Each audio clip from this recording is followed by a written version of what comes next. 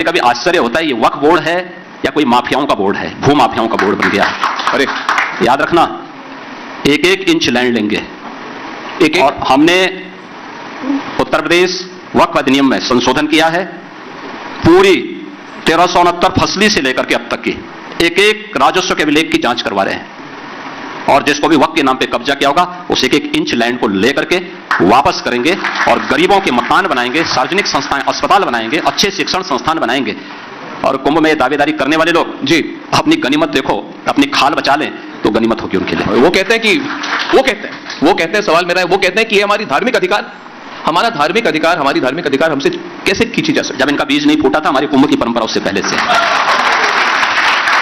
सवाल बहुत लोगों के मन में, योगी जी सिर्फ मेरे मन में नहीं है, क्योंकि संभल में जो हुआ विधानसभा चुनाव, जो उपचुनाव हुए थे उसके एक दिन बाद हुआ, और सवाल मेरा यह है कि जो संभल में हुआ वो न्यायिक व्यवस्था को रोकने की कोशिश थी या फिर योगी आदित्यनाथ को रोकने की कोशिश थी? वहां पर सर्वे का आदेश भी संभल में माननीय न्यायालय ने दिया।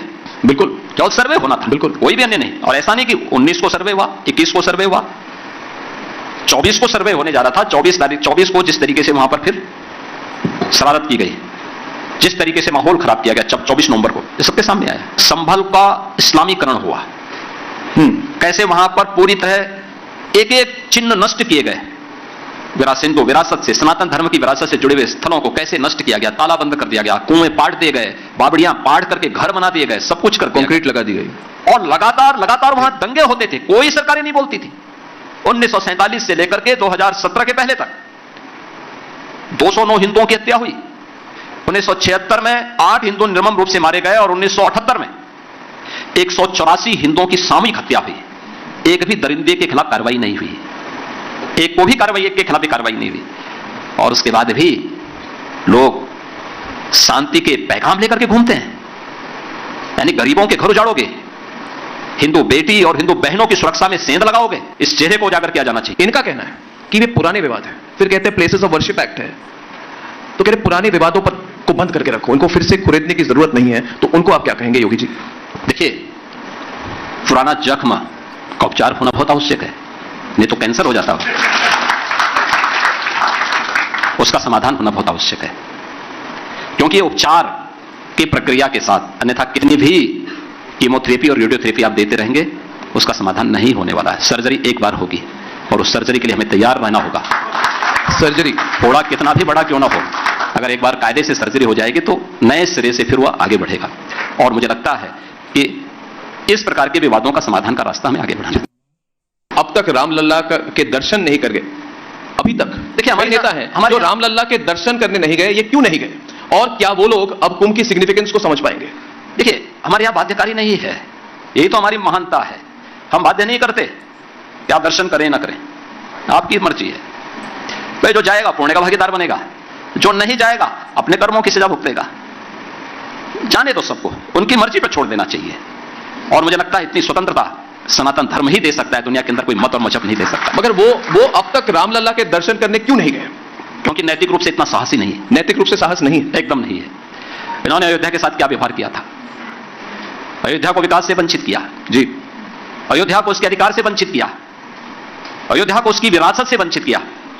तो ये तो विरासत के तो विरोधी हैं ही, विकास के भी विरोधी हैं।